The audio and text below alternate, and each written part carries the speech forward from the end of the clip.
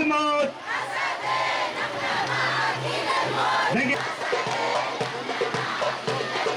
أسود تمشى عرض وعزمة دهجة.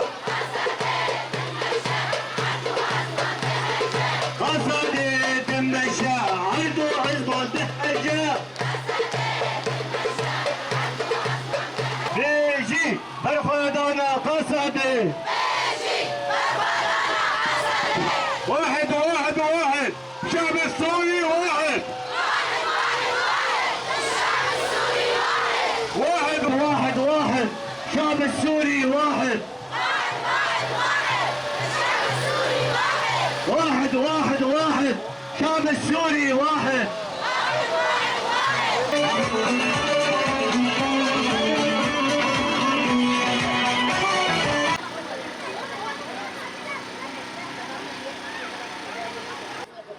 نحن لدينا إدارة ذاتية موقرة استطاعت خلال هذه الفترة القصيرة أن تكون بين الأمم، ولدينا قوات سوريا الديمقراطية التي قاتلت أعتى تنظيم بالعالم وهو تنظيم داعش.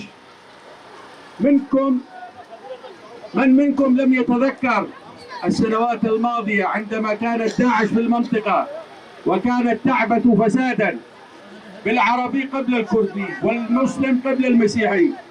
حاول أن يبث الفتن فهو خاطئ. هذه سوريا، وهذه الجزيرة السورية وشمال شرق سوريا، وهذا حيطين إن لم يكن فيه كردي أو مسيحي أو عربي أو فوالله معيب.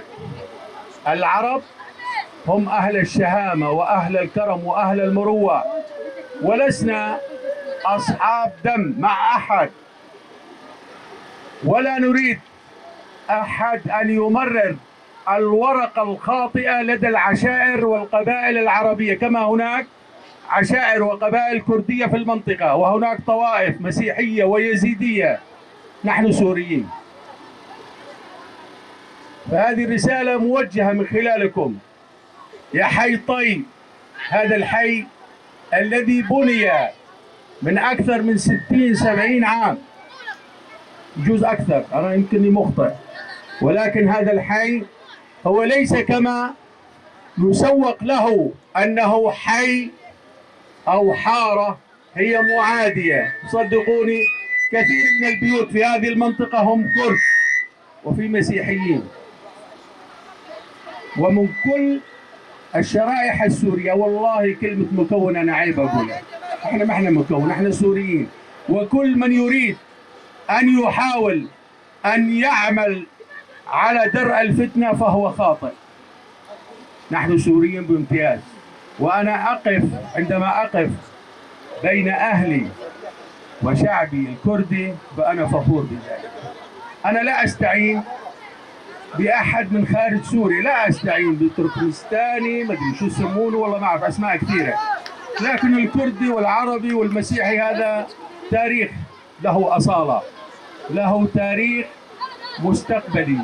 نحن في هذه المنطقة ما أريد أطول، بس نحن اخترنا طريقنا كعرب. هذه القوات قوات سورية ديمقراطية، نحن جزءا لا يتجزأ، لأنه أبناؤنا وبناتنا ضمن هذه القوات. فمثل ما يقول المثل العربي، يقول نور على نور. إذا هذه القوات اندمجت مع الجيش السوري فهذا نعتبره فاعل خير.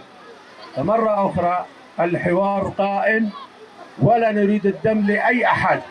سوريا للجميع، شمال شرق سوريا هي الآمنة، ونتمنى أن تكون المناطق الأخرى آمنة.